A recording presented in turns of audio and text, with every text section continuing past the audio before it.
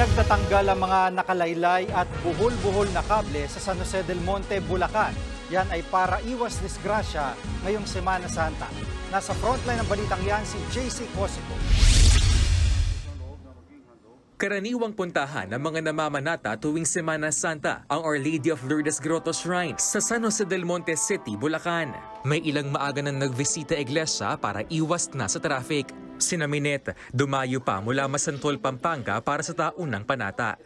Para iwas traffic na rin, tapos iwas sa maraming tao. Para maramdaman namin yung tunay na presensya ng Panginoon. Bukod sa pagdarasal sa Stations of the Cross, dinarayo rin dito ang tubig sa bukal na pinaniniwala ang milagroso at nakapagpapagaling ng mga sakit. May bitbit pang bote sina Marivic na dumayo pa mula Surigao City. Sana yung iniinom naming tubig na mapagaling yung mga sakit namin. Nasa 10,000 hanggang 20,000 namamanata ang inaasahang pupunta rito araw-araw ngayong Holy Week. Bilang paghahanda sa dagsa ng mga deboto ngayong Holy Week, lalo na sa Huwebes Santo, pinunterya na wire clearing operation ng Meralco ang mga nakalaylay at buhol-buhol na kable ng telecommunication company sa mga poste. Partikular sa Governor Fortunato Halili Road na daan patungo sa grotto. Ito'y para iwas disgrasya sa mga namamanata. Ang tendency, nagta-traffic talaga dito. Gusto naman namin na i-prevent yung mga, not only yung traffic, kung hindi yung mga instances na there are emergencies.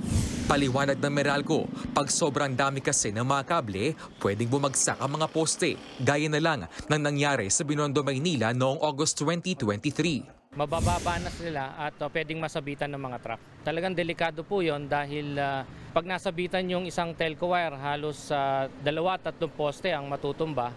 Pwedeng mabagsakan yung ating mga bystanders o yung mga ibang naglalakad sa kalsada.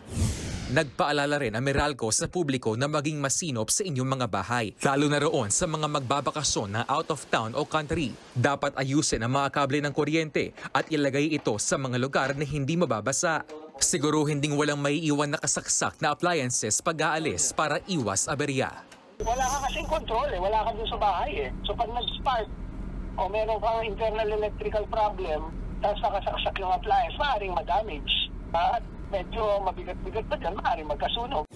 Nagbabalita mula sa Frontline, JC Cosico, News 5. Mga kapatid, Jiggy Manikad po, iba na ang may alam at may pakialam sa panahon ngayon.